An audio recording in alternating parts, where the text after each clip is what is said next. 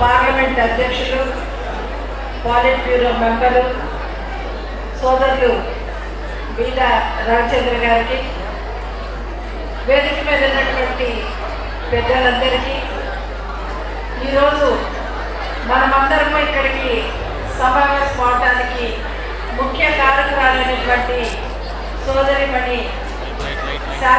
శాంతి గారికి, ముఖ్యంగా సోదరుడు మేకపాటి చంద్రశేఖర్ రెడ్డి గారికి, నా ముందున్నటువంటి కూటమి ప్రభుత్వ సభ్యులకు, పత్రికా వారికి అందరికీ పేరు పేరున నమస్కారాలు. కూటమి ప్రభుత్వము పని చేసే వారికి గుర్తింపిస్తుంది అని అంటే దానికి సాక్ష్యం శాంతకుమారి గారు మీకు తెలియజేస్తా ఉన్నాను.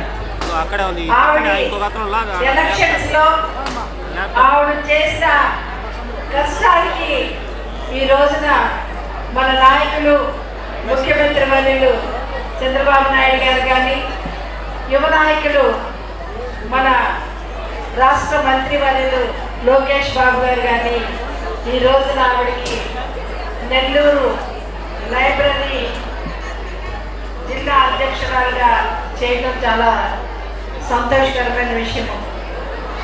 లైబ్రరీ అనేది చాలా ముఖ్యమైనది అని చెప్పని మీకు అందరికీ తెలుసు. చాలా మందికి ఉదయం లేవగానే లైబ్రరీకి వెళ్ళి పేపర్ చదివే అలవాటు ఉంటుంది. అదొక దినచర్యలో ఒక కార్యక్రమం.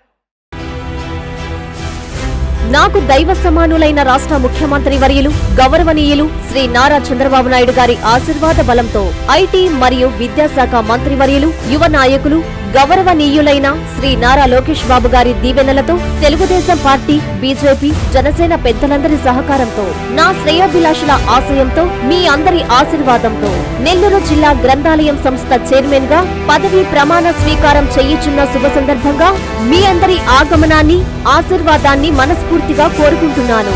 ఫిబ్రవరి 1వ తేదీ ఆదివారం ఉదయం 10 గంటలకు సిపిఆర్ కళ్యాణ మండపం, అన్నమయ్య సర్కిల్ దగ్గర, నెల్లూరు.